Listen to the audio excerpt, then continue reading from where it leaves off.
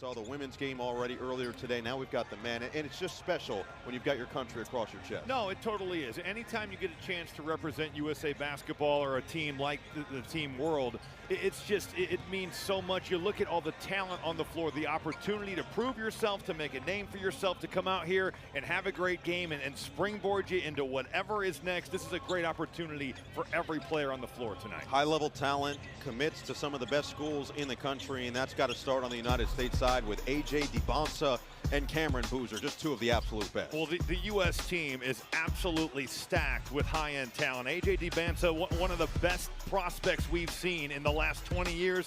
Big-time athlete at 6'9", three-level scorer, has every physical tool that you could possibly want, the #2 player in his class. And as for Cameron Boozer, one of the great winners in high school basketball history, two-time National Player of the Year. Obviously, we know what his dad was able to accomplish, but also co-MVP of the McDonald's game. Both those guys, terrific talents in their high school class. And they should be on full display. You saw the familiar name with Boozer. We're going to have a couple of those on the world side as well. Basketball royalty in the next generation out on the court. Kyan Anthony, son of Carmelo. Taj Ariza, son of Trevor. Full display again. Well, really cool to see former pros now with their kids making noise on the basketball court. Kyan Anthony, a top 40 player, one of the great tough shot makers in his class. And as for Taj Ariza, only a junior, but being recruited by some big-time programs, a top 5 player in the class of 2026 at 6'8", a lot of ability right there.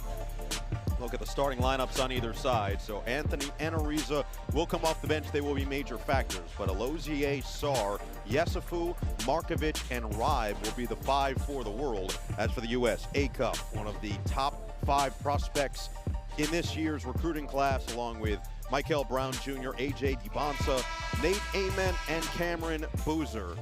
His twin brother Caden will come off the bench for the United States. And head coach Frank Bennett, head coach at Chaminade Prep in St. Louis, has coached elite talent like Bradley Beal and Jason Tatum.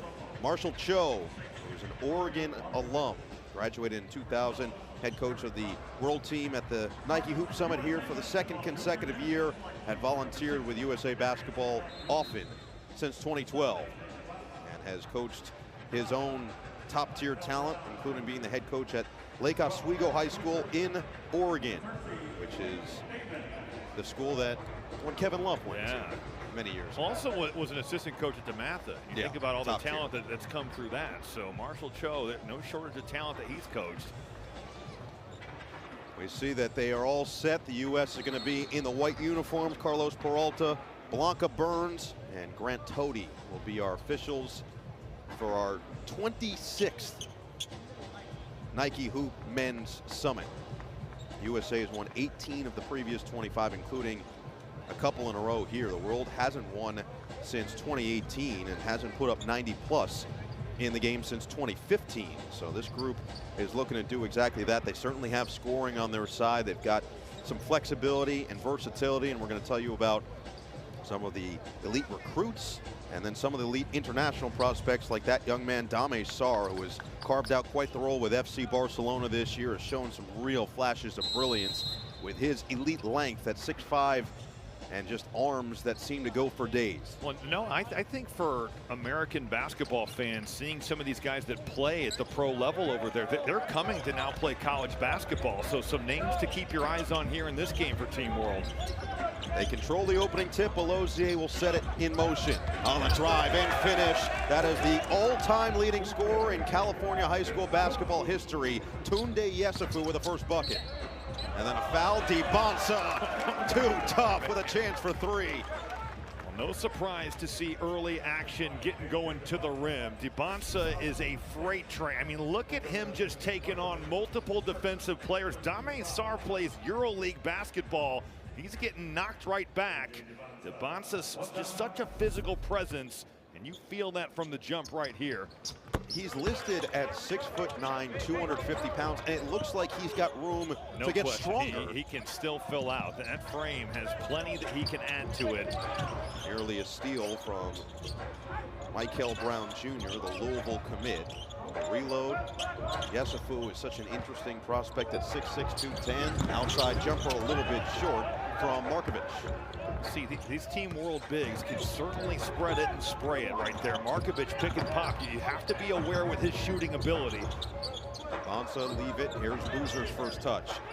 So versatile himself. That jumper falls short. He follows his miss. Leave it. Dybantsa with a slam.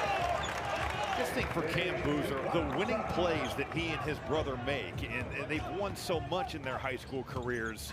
It's not an understatement, and it's not a diss either to say that with Cam Boozer, his floor has to be as high as anybody in this class because he's so solid.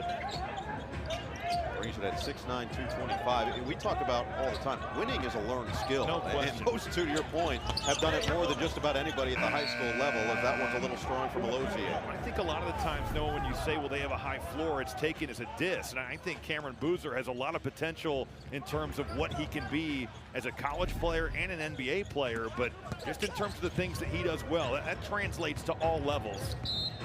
And a bump as Ament was trying to take it towards the paint, and Markovic just got in his way. Cameron Boozer, so the resume is astounding. Son of Carlos, who's here, two-time All-Star in the NBA, national champ at Duke, two-time Gatorade National Player of the Year, was sandwiched with Cooper Flagg last year, fourth player to win it twice, 4 straight Florida State championships, and then the Chipotle Nationals this year, where his brother hit a huge shot in the semifinals to send them there.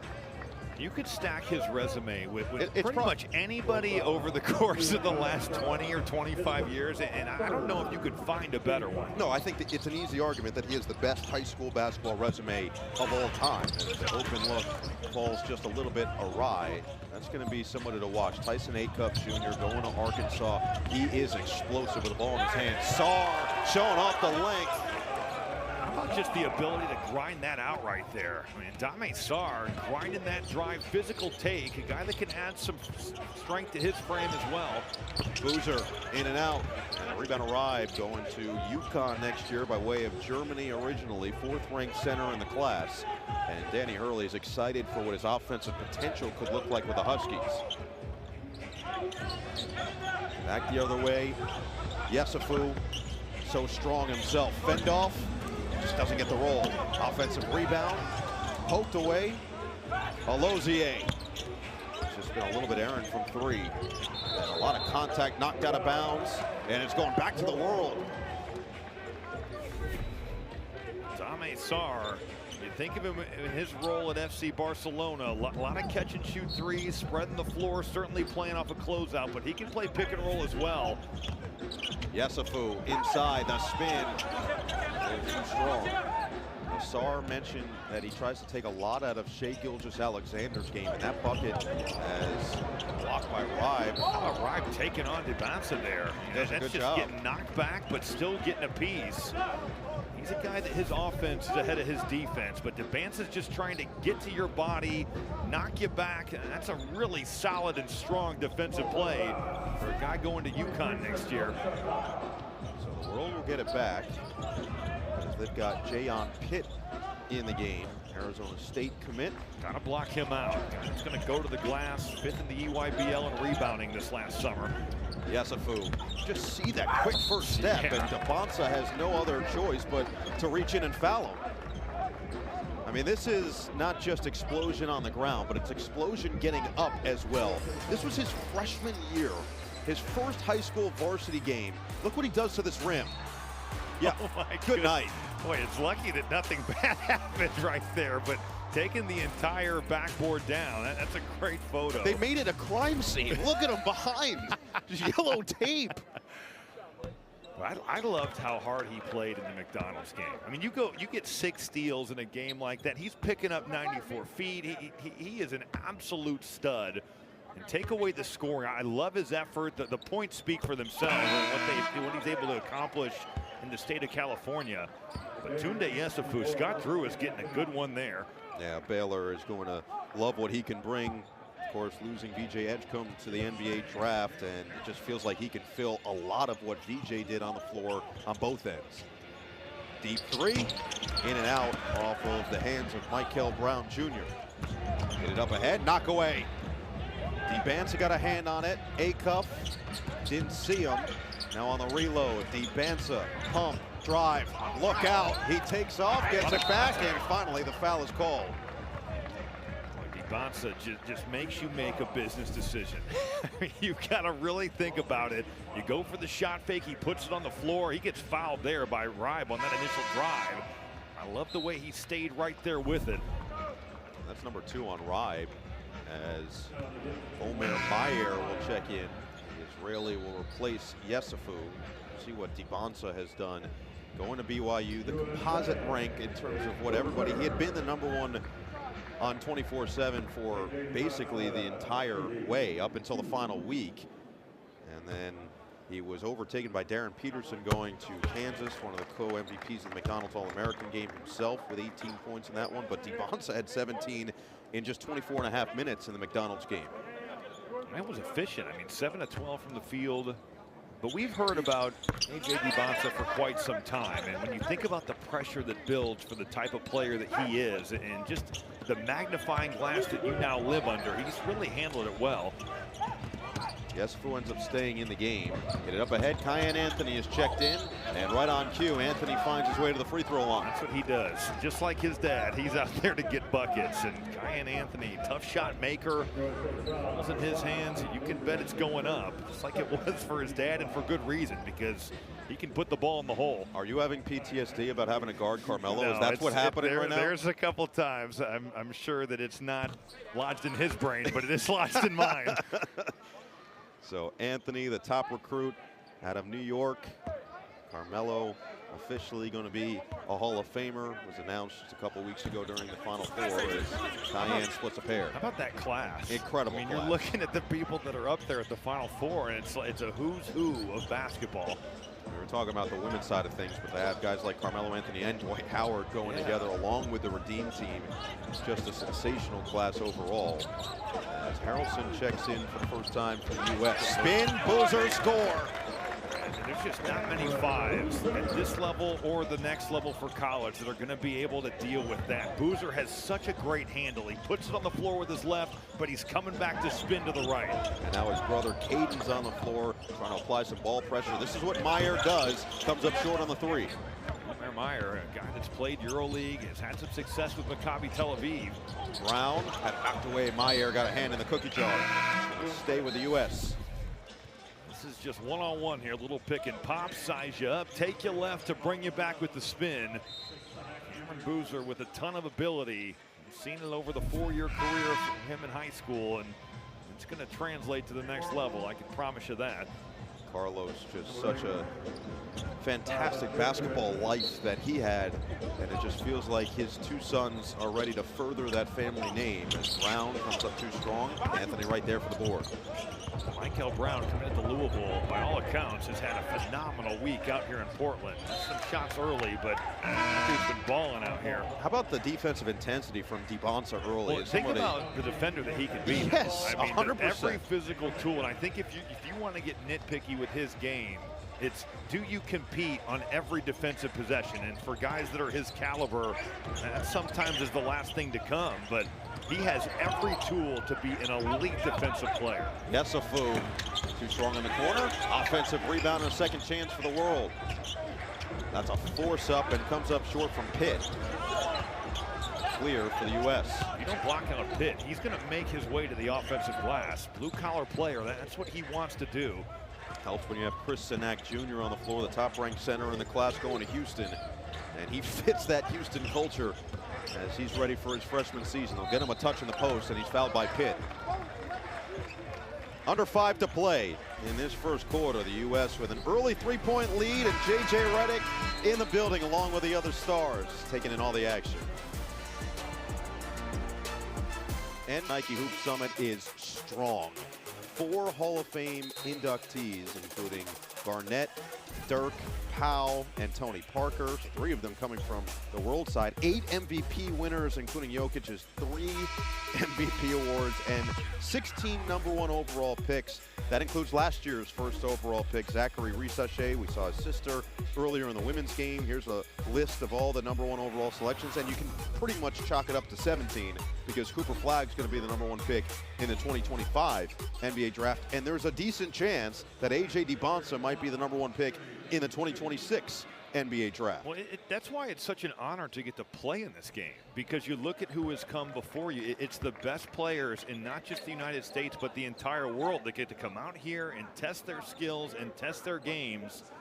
You do it in a city like Portland that loves the game of basketball. The Blazers so well supported here. It's just a great event, and it's first class all the way. But it's an honor to get to play in a game like this. Sanak makes it a 5-point U.S. lead. The world has made a couple of changes. Anthony stays in there.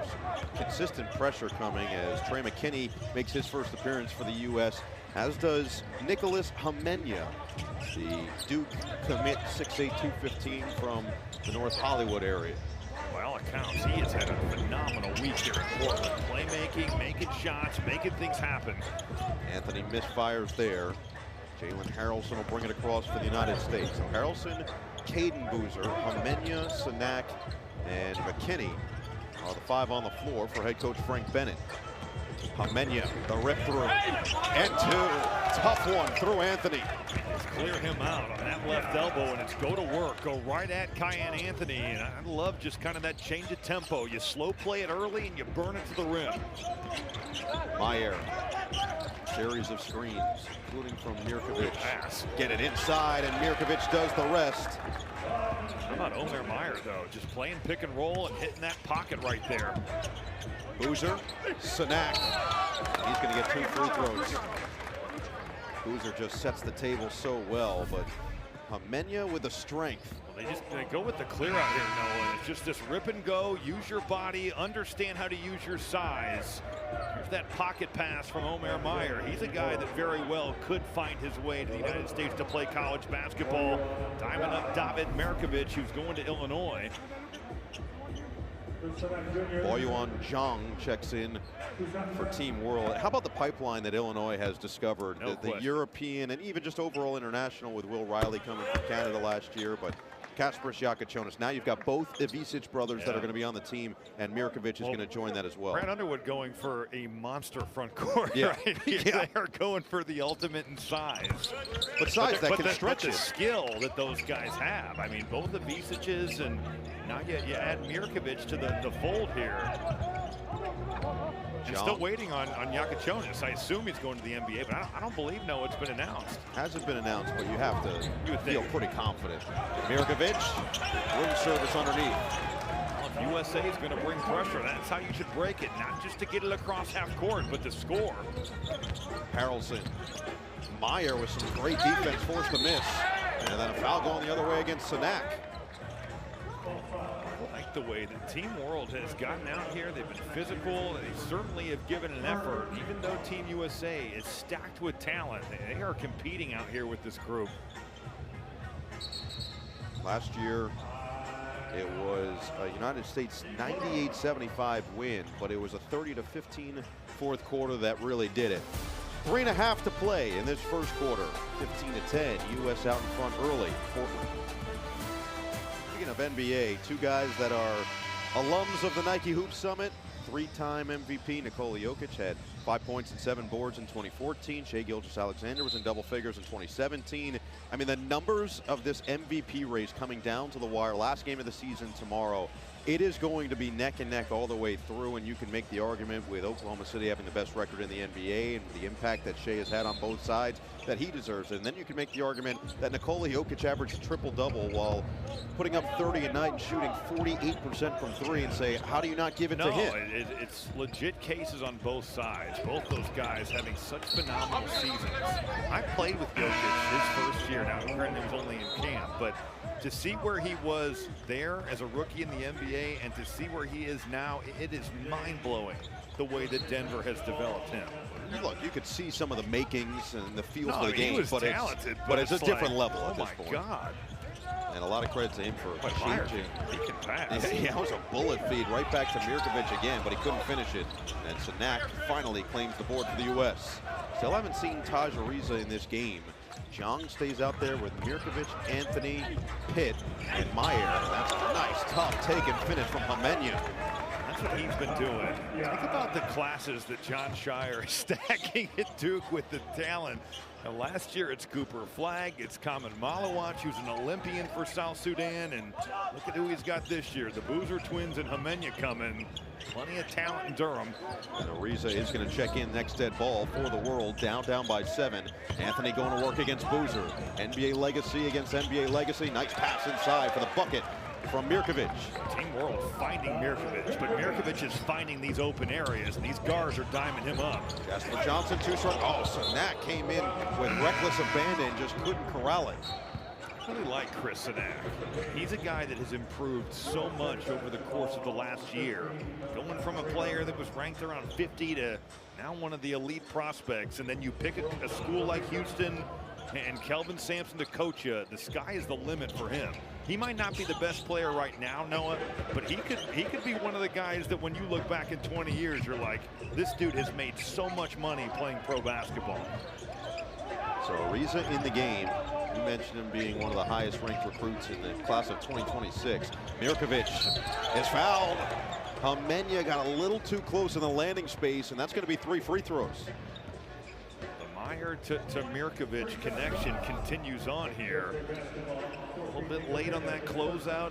I assume that they're going to get him for not letting him land, but looks like maybe he did. This will be a better view here. It looks like he sold it pretty well. I think he did. Yeah, I would say. You know, Hamenya is getting a little bit close to those feet, but I think that was well done by Mirkovic. I don't believe there's challenges at the Nike Hoop Summit. Well, there was a review in the girls' game. There were a couple reviews. So, couple reviews. But they weren't for flagrant fouls. No, they were, no. They were for clock and possession, 3 versus 2. No, we can't get away from the vaunted reviews. Kasparas Yakachonis in the building. Nice. Representing this Illinois international recruiting legacy. We talked about what Tomislav Ivicic did for them this year, and now with Zvonimir coming over from Arkansas, just going to be so exciting to watch them again. We'll wait on Yakachonis to confirm that he's going to the NBA before we completely write it off. But Mirkovic is going to add to what is already, and same with Will Riley, although that one feels like he's, after his first-round NCAA tournament performance, he has vaulted himself to guaranteed first-round pick.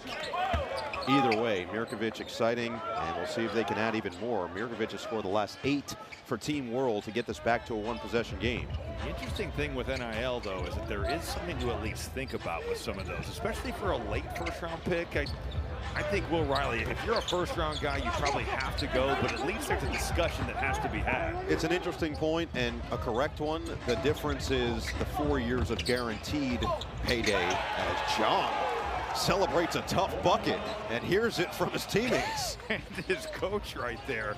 Zhang more known for his ability to catch and shoot, but right there putting it on the floor. Kate Boozer stays in there, gets it off to his future teammate Hamenya. Jasper Johnson back to Hamenya. This is what he does. Just can't stroke it there. Zhang on the run, and he'll slow it down. Or will he? Zhang, spin, aggressive. And maybe a little bit too aggressive. No, a foul is called. I've never seen a celebration at this level for a foul pickup. You said maybe a little too aggressive. Just totally runs over Hamenya, and you're right. You got Marshall Cho. He is fired up. Zhang is getting his game on out here. This is a guy that has seen the United States, though, in international play. And there you see the celebration. He saw Team USA in the World Cup in 2024 for the U18s. Plays in the Chinese Pro League, so certainly coming out here and playing with plenty of confidence. In that World Cup, he averaged 17 and 4. Only had 7 points against the United States, but he is certainly looking to be aggressive out here. It's an 8-0 world run to take a 1-point lead in the final minute of this first quarter. Boozer working on Zhang, gets inside and hangs it through. That was a smart play there by Caden Boozer, seeing that Zhang is guarding him, doesn't have the foot speed to contain him, so he went right at him and got to the rim. Alozier, and the follow slam. Ride gets upstairs. That helped comes over and there's nobody home to crack down. Ribe is going to have every opportunity there for the tip in, and that's exactly what happens. Fast pace in this first quarter. Cameron Boozer had it knocked away by Jong. Up ahead, Jong trying to beat out this foot race and does! Jong, the star of the first quarter. Dybantsa, right back at you. Dybantsa not wasting any time, but what a play by Jong with the knockaway first, and then if you're going to go, you better go to dunk it. Ariza, 3 seconds. Ariza, too strong. Rebound, and Johnson will just fire it away after the horn. What a couple of highlights to finish this first quarter, all even at 22. Well, both teams flying up the floor. Ribe getting his game on, going upstairs on the offensive glass. And how about Jong? Like you said, Noah, starting in the first half, sparking Team World. Time in this men's Hoop Summit game, we check in with Jordan Cornette. So, no, I've been walking around with this chain link, and everybody's wondering, why the heck is Jordan holding this? Well, it's a really cool story. Coach Cho gave me this link that it signifies something greater for this world team. It basically signifies one piece of a link for an entire chain. The chain given to him from the athletic trainer for the world team, Sandy Sandago. And Sandy basically said, look, we know this Team USA team was connected from generation to generation, but the world team had no connection. So we wanted this chain to be something to connect the teams from year to year. So they started with Kaspers Yakachonis, who played last year, an alumni for the world team, started Illinois. They gave him the chain as an alumni. He brought that to the team. In their practice today, showed it to them. They all were given a link. What a step back move there. Can't finish it though. They each got a piece of this link to be connected through the chain from years to come. It's going to be a part of the mantra for this world team, and that, guys, is why they're playing such connected basketball right now. It's the link that I'm holding.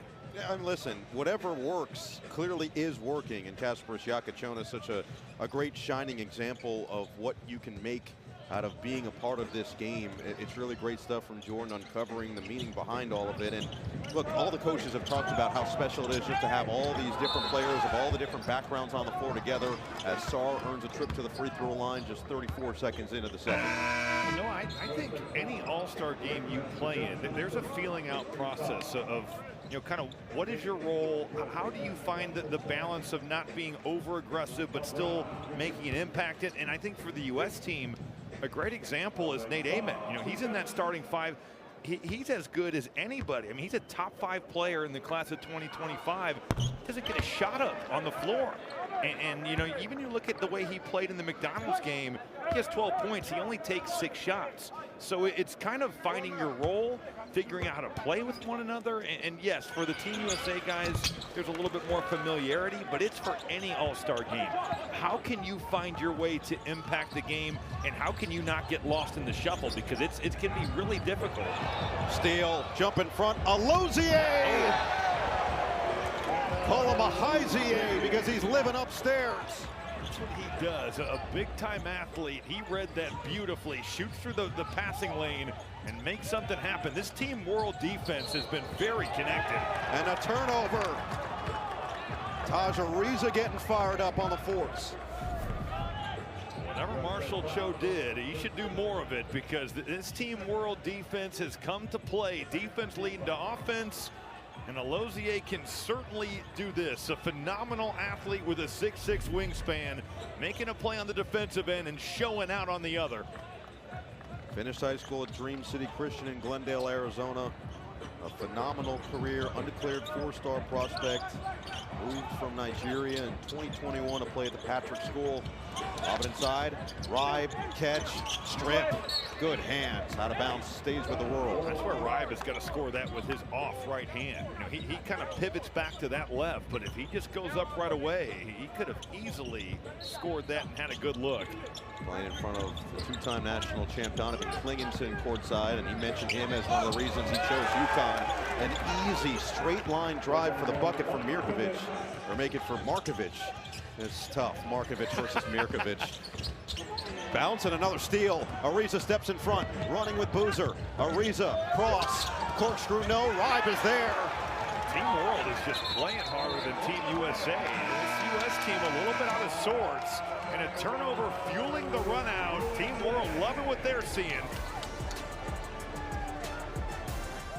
Well, Carmelo Anthony, one of the, if not the greatest freshman campaigns ever, 03 national championship at Syracuse, and Kiyan Anthony has followed in those footsteps. He will be a freshman at the Cuse in Central New York next season for Adrian Autry and company. And Carmelo, a proud father, has been with him every step of the way. Here on hand to watch Kiyan ball out, and now standing by with Jordan Cornette. And I'll tell you what, Carmelo's looking forward to get back to this game. You're really entertained by what you're seeing from Kiyan's world team. Yeah. I mean, I was with them all week, so I know the amount of work that they put in. You know what I'm saying? Them guys have an opportunity to showcase their talent in front of the world. So it's been a good week for those boys, man.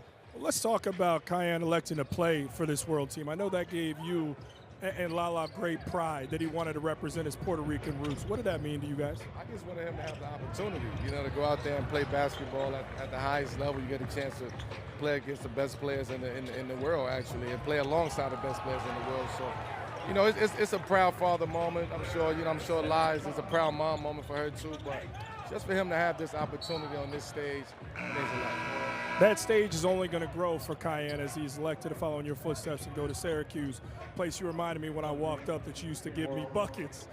Time for and place for another conversation. But how proud are you that he's going to be walking in your steps at the Dome and stepping on a practice floor named after you from what you achieved? I mean, I don't think he understood why I put the actual gym up there, the Melo facility. It was for him. But, you know, now, you know, years later, I think that having the opportunity to just get back up there and restart this whole thing back over, and for him to kind of carve out his own lane up there, his own experience. You know, I hope he have the same experience I had up there, but I just want him to go up there and have fun, man, and enjoy this college thing. Carmelo, it's one thing to be a Hall of Famer, get that call for the Naismith Memorial Hall of Fame. It's another thing for it to happen twice for you because you're part of that 08 Redeem team that won gold in Beijing. What's the honor like 2 times over for you? I mean, I'm still the first one, you know, the individual one, but, you know, that's just a testament to the amount of work and the commitment that it took, to, you know, to put that 2008 USA team together, man. It took a lot of moving pieces, a lot of moving parts, a lot of egos, a lot of pride, a lot of conversations, and at the end of the day, a lot of togetherness. So we did it, man, and we the Redeem team. Before I let you go, commencement speech at Syracuse. We getting that thing together? You ready for that? I'm working on it. I'm probably 3/4 done up. Okay, look forward to hearing from that, Carmelo. It's a pleasure, man. Enjoy the rest of it.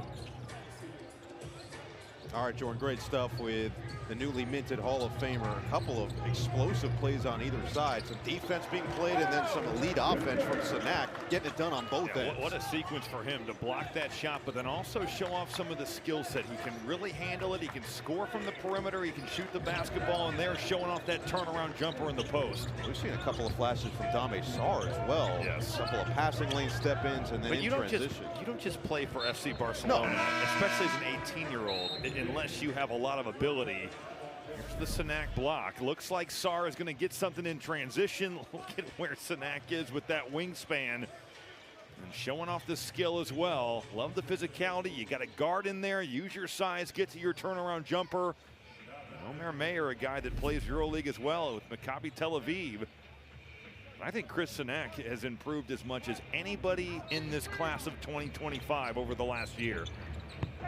Spent most of his high school in New Orleans before the final season this last year at Link Academy in Branson, Missouri. Jordan Brand Classic, McDonald's All-American here at the Nike Hoop Summit. Top-ranked center in the country, state title in Louisiana last year. Just a very accomplished resume, as just about everybody in this game does have. We're approaching the midway point of this second quarter. The knockaway from Boozer. Harrelson in transition. Slow it down. Dybantsa, the trailer. The rebound falls right to Mirkovic. Jalen Harrelson set the table perfectly there. Wasn't there on the initial run out, felt the trailer behind him. Harrelson kind of a Swiss Army knife, point forward type. Ribe gets it away from the double, and the push shot too strong, but 2 free throws for Yessoufou. Team World has been active cutting off the ball. And whether it's bigs or guards, they have found those cutters.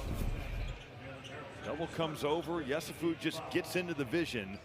More often than not, if you see guys that are elite scorers, they do 2 things really well, or actually 3. They're normally really good screeners. They're normally really good cutters. They also just understand, man, if I can make myself available, I'm going to steal points. And that's exactly what Yessoufou does right there with the cut. product from Benin in West Africa before moving to the U.S. prior to his freshman year to play at St. Joseph High School in Santa Maria, California. Mentioned the fact that he has over 3,500 high school points, all-time leading scorer in California high school history. McDonald's All-American himself, as that one falls for McKenney. McKenney's going to be fun to watch what he becomes over the course of his career for Dusty May. Certainly going to have options with his body. Really physical guard. You go small, he can play that 4. You want to go with a big lineup, he can play as a guard and use his physicality. Deep one for Sarr, and he knocks it through. Tounde Sarr has put on quite the performance here. He's here to prove something. No there doubt. was a lot of controversy surrounding his decision to come here. Yeah. As that's a pull and gets the roll. Nice one from Acuff.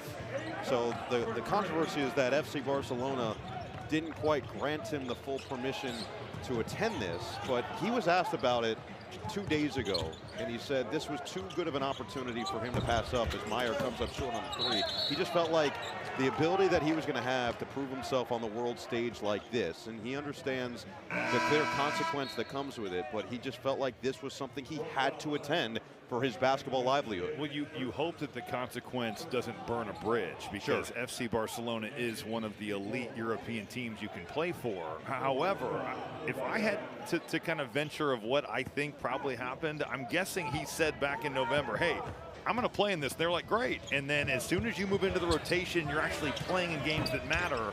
And that conversation changes a little bit. But you played overseas, you know how those types of conversations tend to go, and it is a much different world than, let's say, the NBA or college worlds are. A lot of playing overseas is how well do you handle a lot of the nonsense. And that would be part of that. Ribe getting it done again, cleaning up the offensive glass. Every effort play has gone the way of Team World here. Oh! Cameron Boozer! Detonation at the rim. Cam Boozer just got a running start there and went right over the top. No block out.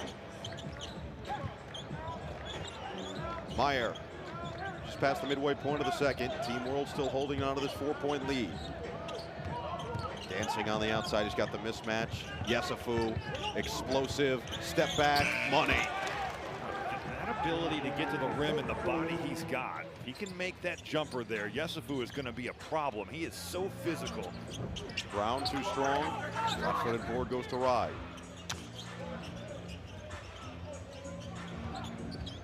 World just looking to continue to pour it on here as Sean Abayev, the late ad, on the floor for the first time. Another McDonald's All-American in his own right, and he can put him up in a hurry. He can really score. Right on cue, a chance for 4. Abayev says, I'll take this dance. That's exactly why he is here. Sean Abayev, if you've ever seen him play, he is a bucket getter, one of the best one-on-one scorers in his class. Here's that Boozer finish, no block out. This is one of those where if you're Eric Ribe, you're asking, hey, who's blocking out Cam Boozer, because he's coming right over the top. Yeah, Carlos loves it. Yep. Got the Duke hat out. And one more free throw for Team World. They are currently 11 of 15 at the charity stripe. I mean, he's just got great coordination rocking with the black and blue. His twin sons following in his footsteps to be Blue Devils. Kyan Anthony will check back in for the World. Meyer's going to sit, or will it be Sarr? It was fun, Noah, to read up on both Caden and Cameron and think back as you're reading about Carlos's accomplishments, how stacked the 0-1 Duke national title team is. I mean, what an unbelievable group of talent that they had. Really from, I mean, you could go and pick your year, but 99, 2000, they 2001. Had, whether it's Jay Williams or Mike Dunleavy Jr., Carlos Boozer, Battier, Shane Battier, like even the role guys just studs. What a just ridiculous move again through contact for Boozer, showing you that he can get explosive at the rim, and then he's got elite touch on top of it. Well, and it's with either hand. He can score it with his right or his left, and we know he can step out and shoot it from 3. On top of that, all the winning plays he does. Abayev Lefty smooth. You don't want to see him get one going down, because then there's going to be a flurry after that. Abayev can really score. Foul on the floor with 3:24 to play in this first half. Russ Miller and Cincinnati have to love what's coming in next year. Late on the closeout, it is going up. Abayev cashing out from three, and then Cameron Boozer just taking his time and getting it done with the right. So Boozer stays out there. McKenney, Hamenya, Ament, and his brother Caden out on the floor. Or actually, Caden is out on the floor. Leaves it for McKenney. He's pure from the mid-range. Just a little set there on the other out of bounds. Get the ball in and then pin right in for McKenney. Meyer, Abayev, Pitt, Yessoufou, and Anthony are the five for the world. The split from Meyer. Spray it. Anthony, corner. Too strong on the three. Boozer's there to collect the rebound. Hand it off for Caden. Hamenya, the three Dukies. Play and catch. Hamenya is going to shoot two. I love, though, that Caden Boozer gave that up. There's kind of a crowd in the middle of the floor. He's not going to pound the air out of it. He's throwing it up to Hamenya. Hamenya's so good at finishing around the rim. Ament flushes that home. That might have had a chance to hang up there. So Hamenya, four-star recruit, top 25. Harvard Westlake High School is an elite program out on the West Coast. And Hamenya has made his mark and then some. State titles in 2023 and 2024. And part of this Duke recruiting class with the Boozer twins. You mentioned that John Shire just continues to find ways. Also Shelton Henderson, top 15 recruit in his own right. It feels like every year you can just write them in as the #1 recruiting class in the country. And even this year for Duke, I mean, Cooper Flagg is ridiculously talented. And then you think about Kamen Malawach and how much ability he has going forward. A lot of potential, but certainly starting to realize that. Yeah, Con Knipple and the season that he had. Him. He was unbelievable in the NCAA tournament. Yessoufou lost the handle. He's going to have to put it up. Another late clock bucket. He's shown that mid-range game multiple times tonight. End of shot clock. He's had to make something happen. It hasn't been necessarily to the rim, but he's been able to get to his pull-up jumper. And now he and Dybantsa are battling on both sides of the ball. Fun matchup. Yeah, it is. Boozer drive, and a foul is called. Anthony thought he stayed in front. Looked like the contact came from behind. Tounde Yessoufou has looked the part of a guy that averaged 28 points a game for his senior year. End of shot clock, you've got to make something happen. Get some space, rise up over the top. So 2 free throws for Boozer. I'm sure you saw the social media discourse surrounding the swag for Yessoufou with the wristband on the left arm, the wristband type on the left leg, and the way that he moves. A lot of Anthony Edwards, especially with the #5 on his jersey. There seems to be some similarities there. I mean, he's going for the Anthony Edwards starter pack. I love that. It would be like anyone that grew up in the 90s and was rocking, you know, the wristband on the elbow was the Michael Jordan. I thought you were going to say anybody who grew up in the 2000s was rocking the arm sleeve for Allen Iverson. Or you could go that direction as well. But the different body type, eras that we were brought up in. Yeah, 100%. You know, just a slight difference. But for Yessoufou, the body type as well. It just feels like the movement is there. The body type 6'6", 210 is where he's listed. He's got to have a little bit more muscle than that at this point. He's only going to get more. And again, it just feels like Baylor's going to have an explosive guy who can really get it, just flat out get it done. Well, and a guy that really works on his game. You know, his high school coach, Tom Mott, has raved about the work ethic and the focus that he's shown. Oh, the block. Pitt thought he had an easy one. Going to stay here with 2:01 to play. We haven't called Nate Ament's name all that often here tonight. Very talented prospect in his own right. They're defensively making something happen and saving a basket. Ariza, 8 to shoot.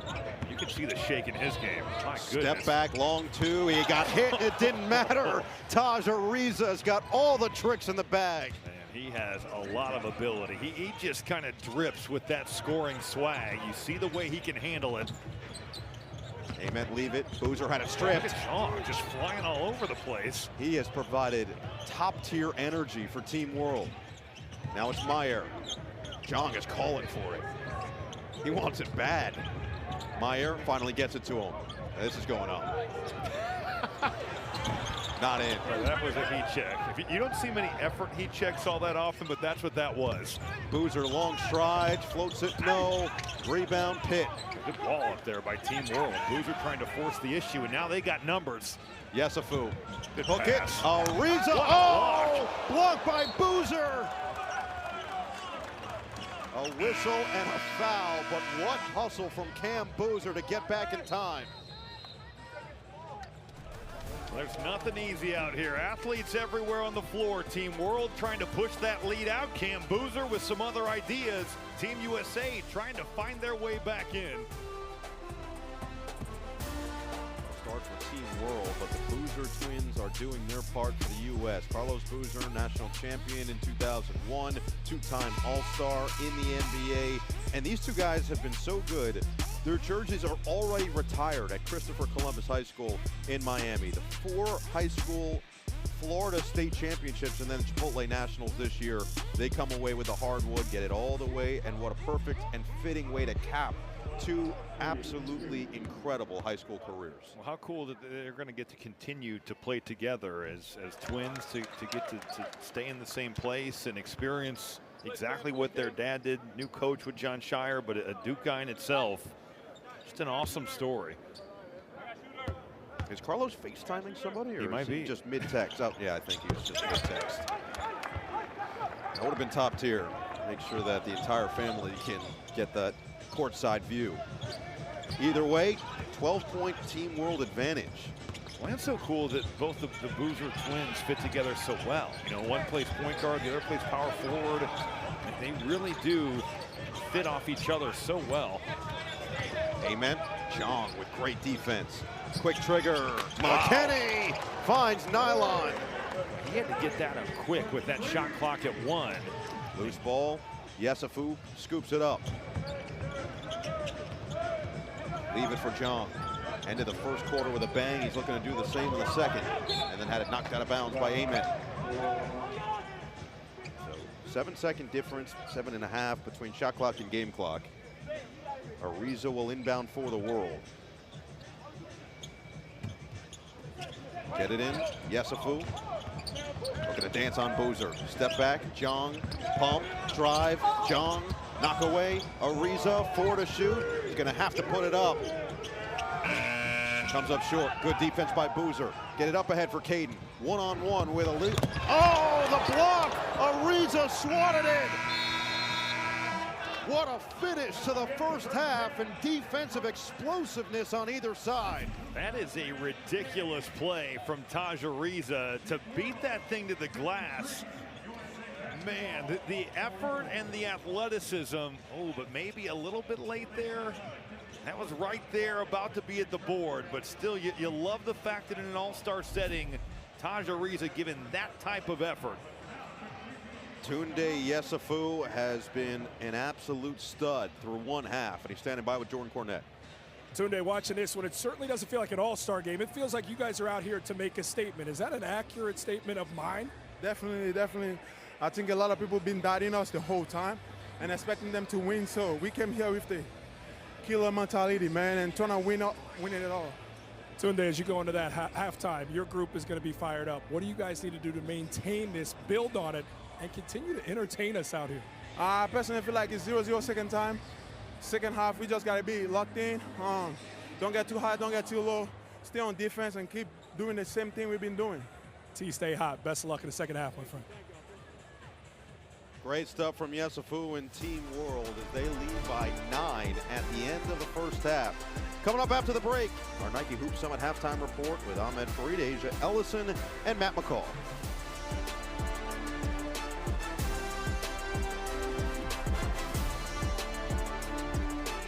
Even with Dybantsa right there, getting his game on. And a foul going to go against the World on the loose ball as Boozer was held down, and it's going to be Ride.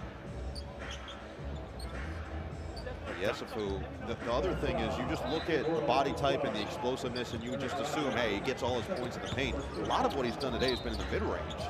Another foul going against the World on back-to-back plays, this time Sarr. But watching the way that Dybantsa on the other end handles the ball, you don't see many European players with the shake like that. Yeah. That looks a lot more like guys that grow up in the United States. Dybantsa, count it. Remember, you can knock it off the rim in FIBA rules, so you saw Markovic try to do exactly that. You will not see any of the U.S. players do Right. it because we are so programmed here. It's honestly, it would be fun to watch the NBA guys fly in there and do that. They would be excellent at it, but you've been taught from such a young age, don't touch the ball on the rim. We saw it during the Olympics, and the United States team actually did a really good job of adjusting, and Bam Adebayo is one of the best at it, along with Anthony Davis, guys who have played in the Olympics in the past and maybe reprogrammed their brain. Athletically, they should be the best at it 100%. because they're the best athletes. It's just about getting that mindset to go do it. Ribe trying to enter, and a whistle and a foul. Look at the Olympic team and the Hoop Summit alumni from this year: Drew Holiday, Anthony Davis, Joel Embiid, Jason Tatum, Kevin Durant. It is a special honor for sure. All these guys now gold medalists, a couple of them for several Olympic experiences. As Yessoufou is going to sit for the world, and Taj Ariz is going to check in much earlier than he did in the first half. Alozier bounce it inside for Ribe. 7 to shoot. Ribe is fouled by Boozer. Boozer's going to make him prove that. You know, with your size down there, you just got to contest that shot. You don't want to bail him out. Clearly a foul. But if he can make a turnaround jumper over the top of 6'11", you tip your cap. So Ribe to the free throw line. As mentioned, the fourth-ranked center in the class. He mentioned Dirk Nowitzki as being his biggest influence, understandably so, being from Germany, growing up during Dirk's prime years. And this is what Dan Hurley said about him. There's a seriousness about him that we love. Can't wait to get here and put the work in. I think he's going to be a cheat code on offense. He also had a little bit more of a colorful quote about him as well, but that one was more for air. And the cheat code thing in particular, we've seen how Hurley has developed bigs in his short time even at UConn. Well, I think also with the way that Danny Hurley can scheme up and some of the 5-out offense, with the way he handles and the skill set he's got, you think that he keeps developing that jumper. I can see why Danny Hurley is really excited about getting him on campus. Boozer, a chance for 3, just puts the head down and spins one home. But that's the side of the floor where Ribe is going to have to keep improving. Cam Boozer just grinds you out, drives it right by you. And certainly containing a player like Boozer going to be a challenge for Ribe.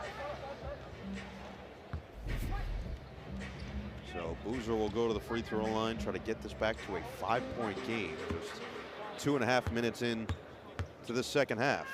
Still waiting for Dybantsa to go back in a takeover mode as well, but Boozer had 10 rebounds in the first half alone and continues to do work in the paint. As athletic as USA is, the press going to be interested to see how Team World handles it. Sarr, dump it inside. Ribe lost it, scooped up, get it up ahead. Acuff, attack, lob, knock away. Nice play. Second chance. Acuff, 3-ball. Yes, sir.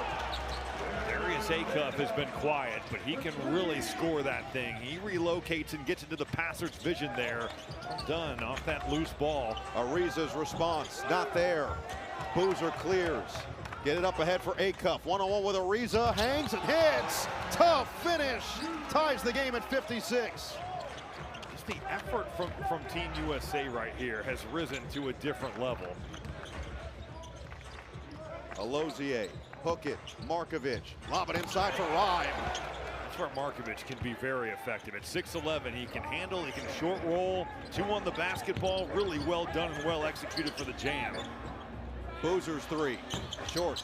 Long rebound, Dybantsa tracks it down. Second chance for the United States. Dybantsa draws the contact, and he'll get 2 free throws. Well, Darius Acuff finding his game here in the open floor. This is not an easy finish. You got Ariza coming in, that left hand. Doesn't get it on the alley-oop, but Acuff staying in the play, gets himself to the corner, gets in Cam Boozer's vision. He is rising up and cashing out. Same with Darius Acuff. The scoring light has been lit. He is heading to Arkansas next year to play for Coach Cal, who has had quite the resume of pumping out top-tier guards, Derrick Rose, John Wall, Devin Booker, De'Aaron Fox, Shai Gilgeous-Alexander, just only to name a couple of them. I mean, this is just the tip of the iceberg of what Coach Cal has done in churning out NBA talent, and Darius Acuff is hoping to be the next in a great line of elite guards. That graphic, though, you could really see the evolution from the golden era of the shorts in like the late 2000s on the way to the shorter shorts. Do we need to pull up the photo of you at the free throw line lineup? I'm just happy to be a part of it. You know, I'm happy that I can be a part of the iconic golden age of shorts to the. I'm pretty sure that you were just trying to hide your pasty legs. I think that's what you were trying to do. But D. Rose and John Wall, that's what we're talking about right there. Yours were longer. Yours were baggier. we were doing it big at Purdue back then. The St. Bonaventure one is that's the gold. That's the gold standard right there. Yes, it is. Those were pants. Yes. Sarr, hook it. Alozie looking to get it inside. They get to put Ribe on the bench with 4 personal fouls. So Mirkovic is going to be playing the 5 right now against Sanak. Yessoufu's back on the floor for the World as well. So Yessoufou, Alozie, Ariza. And now a change with Meyer coming in. You look at Ribe on the bench. Meyer is going to replace Alozie. So Meyer, Ariza, Yessoufou. Mirkovic and Sarr are the 5 for the World. Acuff stays out there with Cam Boozer, Sanak in this 2-big lineup. Dybantsa and Michael Brown. I like what Mirkovic did in that first half, just finding open areas and finding places where he can score it. 4 to shoot. Ariza drive. Oh, beautiful finish. He got a little magical underneath. Tounde Yessoufou is a player. And then gets it done with a block, but a foul is called. He had the crazy swat at the end of the first half and nearly his second one here. Shot clock winding down, drive in the Sanak closeout, and then look at the hang time there going off the glass. Tounde Yessoufou has shown out tonight. Looked like he might have gotten some contact there to the forehead. We'll see. That block, it looked pretty clean there. Team World couldn't believe it. Michael Brown going to the foul line. 5-star recruit heading to Louisville. Began high school at Orlando Christian Prep in Orlando before overtime elite as a non-pro, and then finishing DME Academy in Daytona Beach with the McDonald's All-American 3-point contest, gold medal with Team USA in the U18 AmeriCup. Somebody who's got a massively high ceiling, and Louisville fans excited for what he can bring to a team that certainly took a major step in the right direction this past season. I like how all these players are trying to convince Nate Amen to come to their schools, and certainly Michael Brown trying to do that for Louisville, and the Duke guys trying to do that for Duke. But Brown with his growth spurt, you know, he could really shoot, and he certainly had bursts, but now that he's grown to the size of 6'2", that kind of changes his outlook as a prospect. And, I mean, this certainly is a nice final selling point for Michael Brown as he went to Louisville. Welcome to the Ville, kid. Shout out Donovan Mitchell for wearing his high school jersey while on the road. Now, if he does that with Nate Ament, is that like the ceiling factor for him? How does that work? That's a good question. I don't know. Here's Brown working on Jong. Floats it up and in. Counted on the foul. Wait, let him know about it too. Michael Brown, though, showing off that burst and the shiftiness. That handle, he was quiet in the first half, but these Team USA guards have found the rhythm here in the second. First lead for the U.S. since it was 17-16, and yeah, Jong heard about it. Well, I mean, look, Jong was loud and energetic in the first half, so I'm sure that plenty of the United States side took note of that. No question. We'll see if Jong has his get back. 3-point U.S. lead, approaching the midway point of the third. Sarr stops, looking to get inside, and a foul's going to be called on Sanak as Mirkovic took a shot to the face. Team World has to kind of figure out where they're going to go for some offense. Tounde Yessoufou gave them a little bit of juice there, but you can see there with that offhand. Now Mirkovic is selling it pretty good, but for Sanak, you start wrapping it like that. An official's going to see that. Amenya's going to check in for Sanak, who just picked up his third foul. Cam Boozer staying in there. Co-MVP McDonald's All-American game, and comes away with a steal. Oh, behind the back, Boozer, Dybantsa to the rim. He's fouled. AJ Dybantsa, if you're there and he's in transition, you better get ready to go for the ride, because he's just going to take you with him. How about this play from Cam Boozer? First the defense, then the handle. And for Meyer, it's just like you're just going right there with him. You're at his mercy. So Dybantsa back to the free throw line. He had those 10 first quarter points, only 5 since, including that free throw. So he's now 6 for 6 at the charity stripe. In a game like this, you're just amazed at how far strength and conditioning has come for high school athletes. Because these guys don't look like they're in high school. What did you look like at the range? I was 6'8", 185 pounds. I was so thin. And how many of those pounds were shorts? Yeah, I mean, great question. But I had never lifted weights, you know, like that's the thing. And now it's a part of it. Yessoufou out of control and a turnover. USA has taken control in this third quarter. Team USA's defense and their effort has been so much better in this second half. McKenney's going to check back in for the U.S. And at what point does Sean Abayev get another opportunity? He came in the game and just lit up with back-to-back threes, including a 4-point play in the first half. That's what he does. I mean, he is a microwave-like scorer. Boozer bounce it. Dybantsa facing against Yessoufou. They have been going at each other all night, and Dybantsa wins this battle. A chance for 3. Yessoufou got him on the way up, but that's a pro move. I mean, that's just Dybantsa sizing you up, get the jab series going, a little shot fake, and there was some contact as he lets it go. It's almost unfair with the size skill combination that he possesses. 6'9". He's one of the best prospects that we've ever seen. Yes. You know, that's not hyperbole. He had 21 points at this Hoop Summit last year, representing Congo and Jamaica. He's got 19 points here. Tough break for Team World to lose him. Yeah. And then pokes it away from Ariza. Brown with Ariza trying to recover defensively. He'll pull. Short. Mirkovic looking up the floor. What a pass. Hook it. Lob it. Ariza was blocked, but a foul. That was dangerous. Ariza appears to be okay. He had his feet taken out from under him. Passing first from Mirkovic to just kind of lob this up, and then Pitt throws it up there. They called it, I think, an offensive foul. They did. They called the offensive foul against the Team World on the topple over from. I don't think it was a reason necessarily. No, I think it was. Must have been on the pass. Yeah, I believe so. Take another look at it. So it has to be on Jayon Pitt right here. Yeah, that's what they call it. You don't see that in an all-star setting all that often. You just don't see a lot of people take charges. No. But again, this isn't your typical all-star game. No, it's not. Bogey Markovic will check back in. So Markovic and Mirkovic on the floor. I appreciate Marshall Cho for putting us through that. Boozer extends it to 9.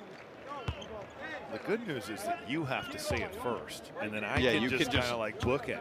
Oh yeah, it just make you sound real smart. Yeah, like as you Such maybe a good make teammate. it, we'll see if you make mistakes, but then I can clean this up here. Oh, I'm going to be locked in after you just said that. Cam Boozer now with a double-double. He had 10 rebounds in the first half alone. Meyer out there. Screen from Markovic. Looking for him. Taken away again. Amenya up ahead. Brown attacking. And a foul. Lozier was there defensively. Brown took a spill and is helped up as he makes his way to the charity stripe. How good has Cam Boozer been with his pick and roll defense here in this second half? I mean, he has certainly been disruptive with those active hands. These turnovers, Team World only 3 in the first half. They now have 6 here in the third quarter. Those numbers have racked up, and this U.S. team is so athletic. You cannot turn the ball over and allow them to get out in the open floor. How about the level that's being played on the floor right now? You forget as you're watching them go up and down that these are 17 and 18-year-olds. It's almost hard to believe given the way they've played, and a 13-0 run for Team USA looking to take a 12-point lead here. Well, no, we talked about the strength and conditioning aspect, but it's also the skill level. The way that these guys play now and train, and just the way that everything is, that they make shots that my high school coach would be like, just come over here and sit next to me. Just come on and take a seat, dog. It's a little bit more acceptable. And right now we're the United States then, and in this third quarter, it's been all U.S. with Dybantsa and Boozer. Well, the U.S. has flexed their muscles here, 28-7 in the third quarter, but the best players have played like the best players. Dybantsa now with 19 points, and Cam Boozer just stuffing his stat sheet. 11 points, 12 rebounds, 5 assists, 3 steals. Pick and roll defense on display. Dybantsa with the shot making that we've come to expect from him. The third quarter has been a totally different story. It very much is reminiscent for last year's game, which was pretty close all the way through until the fourth quarter, in which the U.S. outscored the world 30-15. And in the second half overall, 56-35. This one right now, 28-7 in this third quarter. Sarr back on the floor. Guarded by Caden Boozer. Lost him momentarily with 5 on the clock. Shake, bake, drive, float, and he banks it home. Tounde Sarr really has ability here. And that's that shake I talked about in the first half. You don't always see that from guys that grow up playing overseas. He certainly has that handle there, and he likes to get his game on. Now he's on an island with Dybantsa. Not where you want to find yourself. His game on too. McKenney doesn't get the 3, and then the rebound going the other way, and the knockout from Jimenez. Got to try to lock in here to Tounde Sarr. He wants to shake and bake with that crossover. He gets some space. Pretty contested shot. Just better offense. Some of these guys on Team World that get opportunities at the EuroLeague level, that is high-level basketball. Ariza, back it out. Dancing, knock away, Boozer. Yeah, Ariza definitely likes to kind of shake and bake with you too. He's looking to get his game on and try to get you off balance. And for the first time in this third quarter, Kiyan Anthony is going to check in for Taj Ariza. So Anthony out there along with Markovic, Mirkovic, Sarr, and Alozier. And Anthony's pass batted. Alozier, 10 to shoot. Screen, Markovic, Alozier, stripped. Boozer, so active defensively. Caden has come in and just provided a defensive spark. That's what he does. And honestly, both of the Boozers have been outstanding in this third quarter defensively. Cam Boozer rattles home the triple. How do you guard Boozer? You switch it, he takes you inside. If you're in the drop, he picks and pops. I don't know what you do with him. He's also the loudest guy on the floor right now. He's Great been so vocal. No question. Sarr, hook it. Mirkovic in and out. Markovic couldn't get it. Alozier does. Couldn't finish. And the rebound finally scooped up. Nope. Markovic. What a pass. From his backside. And a reload. Anthony. Markovic, 5 to shoot. And a foul to bail him out on McKenney. Well, this is more of what we expected from this U.S. team. Ultra talented. Caden Boozer just staying in the play. Never quit on it. Gets right back in.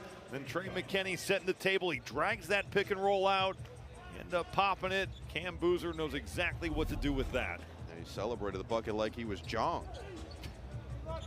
His celebrations in the first half were We need more. We need more. They get him back in the game so he can light a spark. Spark some Team World energy. needs it. Anthony with 8 to shoot. Dybantsa all over him. 3 ball, bottom. Markovic has a lot of ability. Certainly at 6'11", that skill set. Played a little bit for the Serbian national team.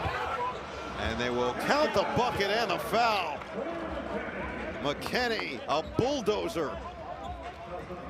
That's what Michigan fans have to look forward to. I'm sure Tounde Sarr is like, well, what would you like me to do here, as he just gets shouldered into the ground.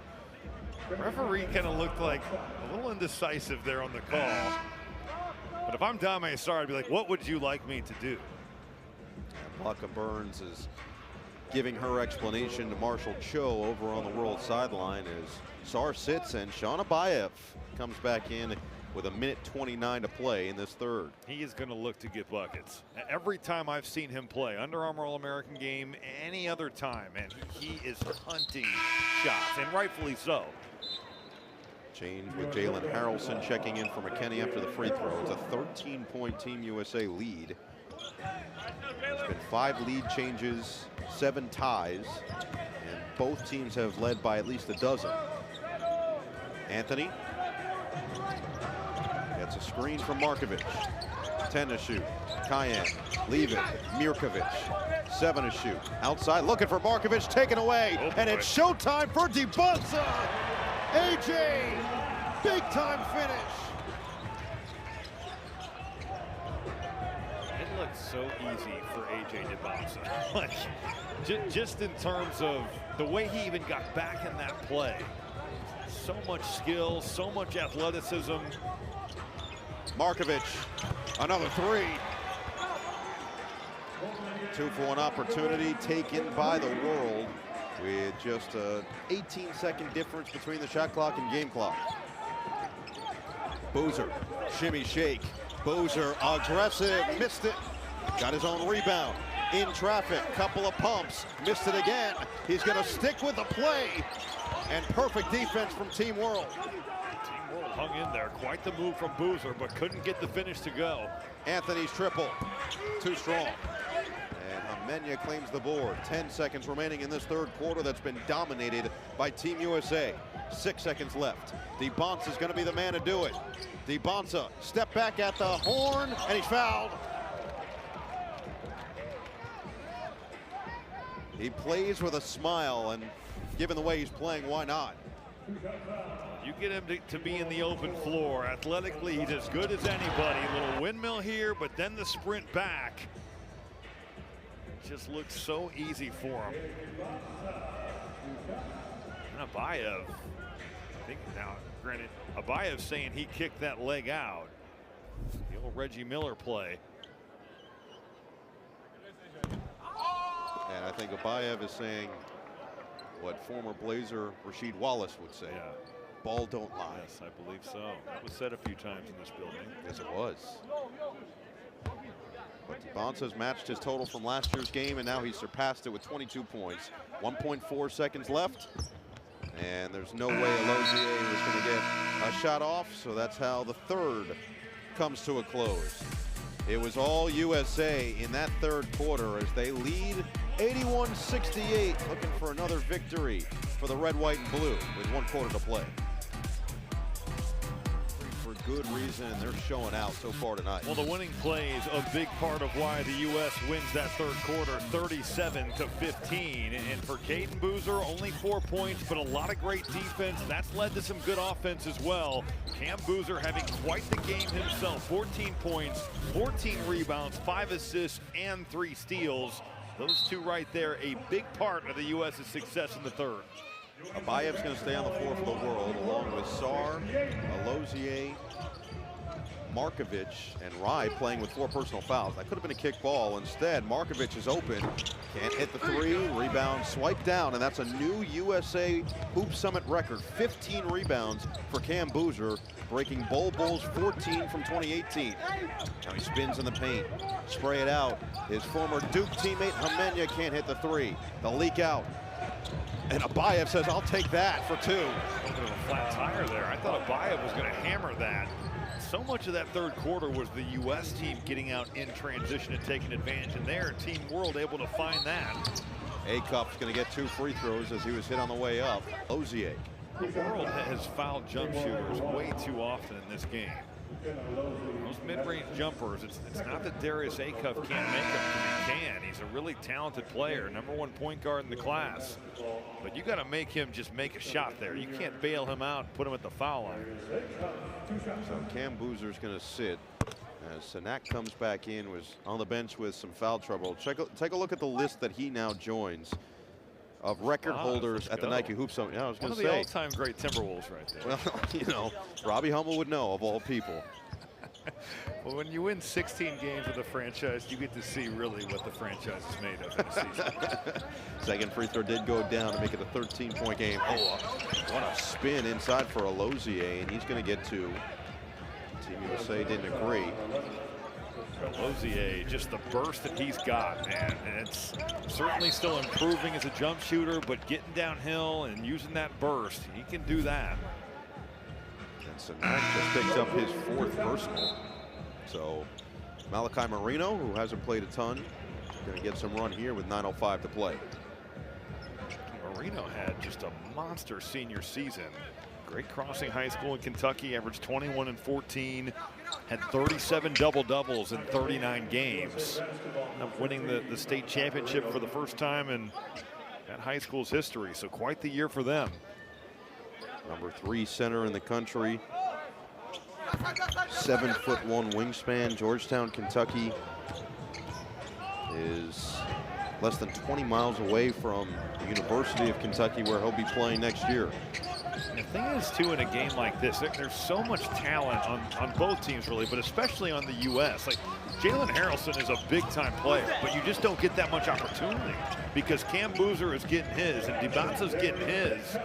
And certainly, we're going to see a lot of guys that play in this game that are big-time players in college in the next couple years. Acuff with a tip. Now Sarr right down the lane. Had it. I'm not sure, was it blocked or was it just an alter? Yes. Yeah. Either way, impressive defense. Now a 5-on-4, and Dybantsa makes the defense pay. That was sweet. That is NBA. That's what that is. You don't see dudes in college making moves like that. He is so highly touted on his way to BYU. He said playing for Kevin Young and what he's done for development, having coached one of his favorite players in Kevin Durant, a big factor in his decision to go. BYU is building something big time. Talk about big time scoring ability. Abayev with another bucket.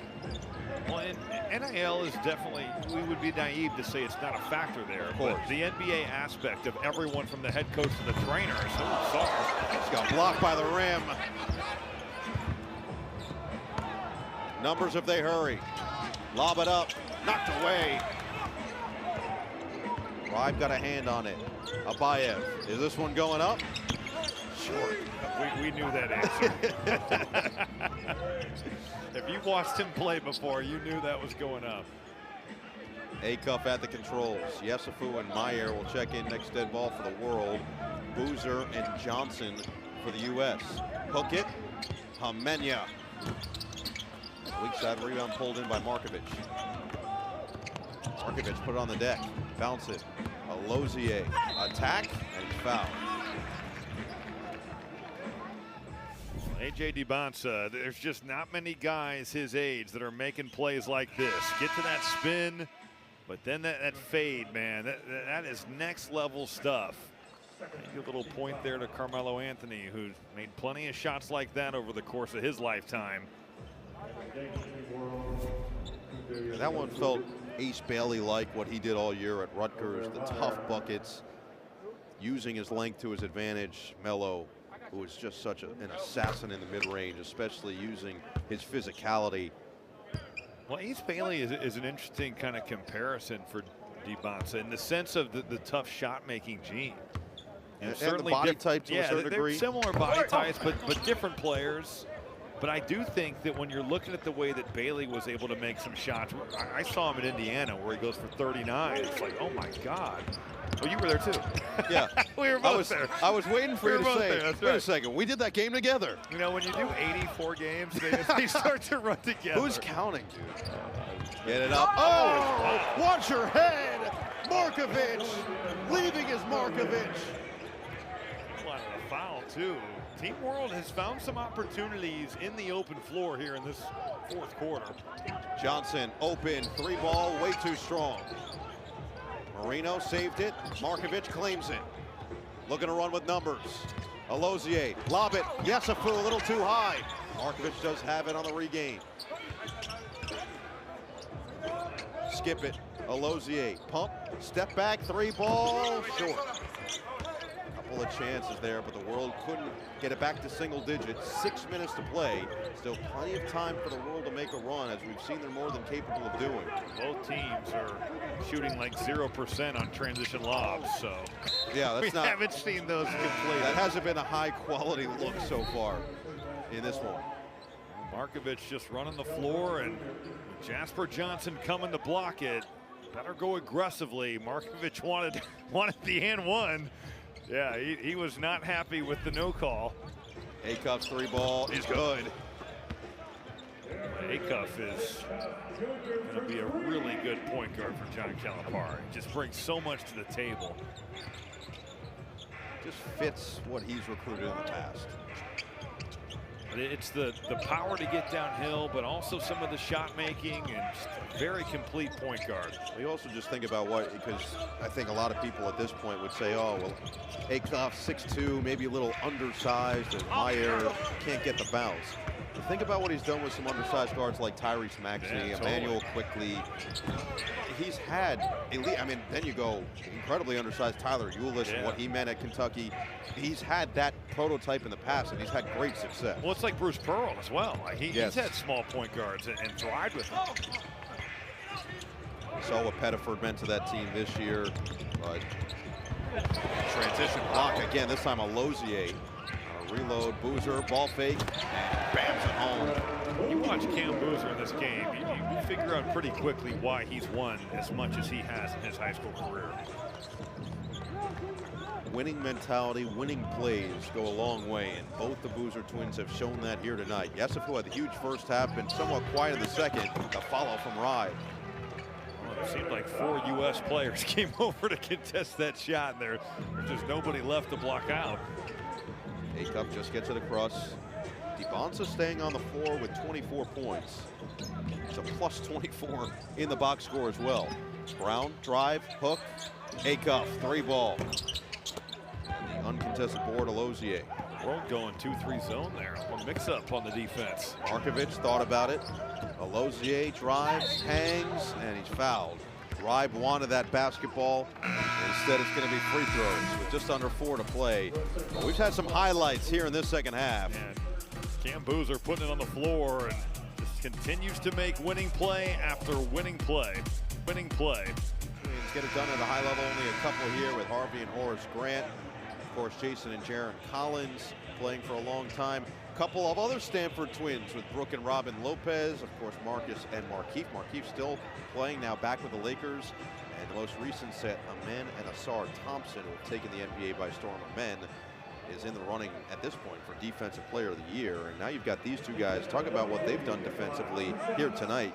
Looks like they're going to be some high-quality defenders for the Duke Blue Devils next year. And of course, the Harrison twins, another example, the Avicic twins. We've seen it across college basketball, and the Boozers are ready to take their game to that next level. Well, it's got to be awesome to get to continue on and play with a brother or a twin, and all those examples. But there's no doubt that Duke is getting winning players when they get the Boozers on campus.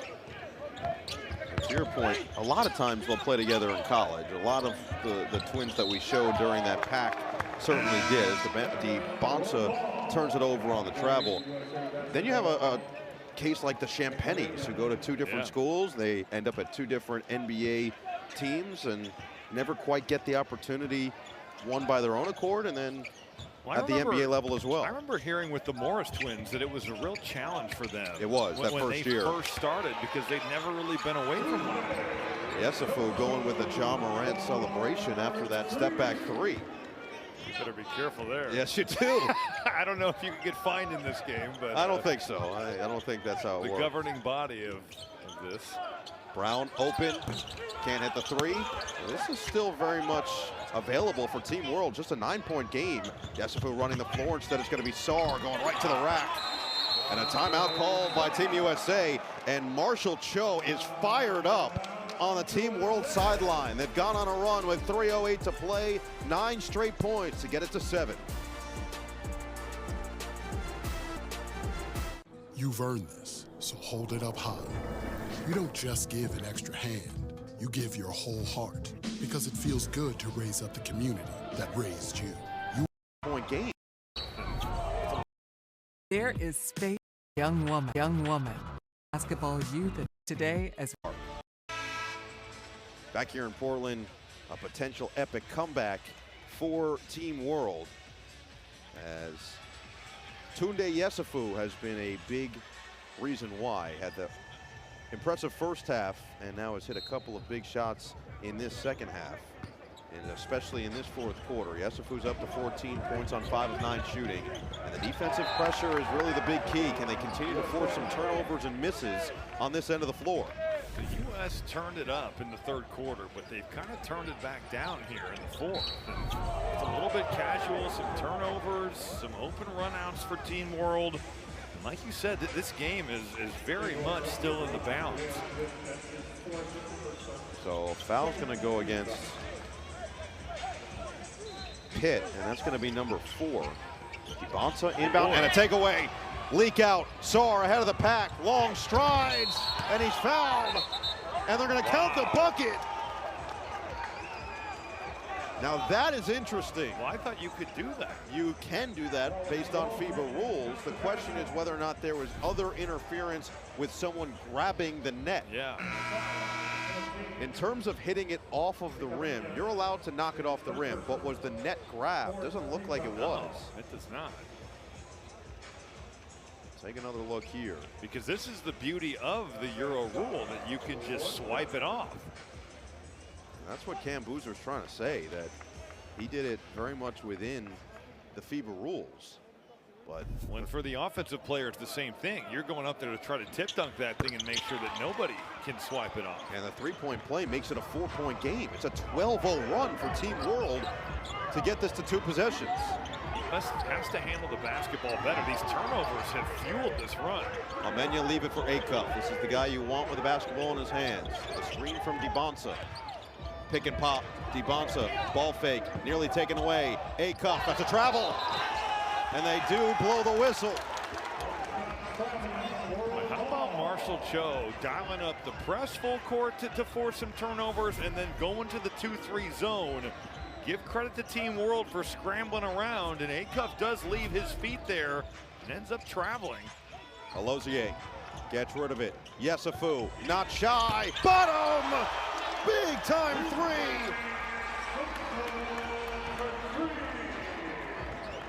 It looked like the U.S. was on cruise control home, and now this has just been a heck of a run by Team World. And A.J. Dybantsa and certainly Cam Boozer are going to have to be the guys to get this back on track.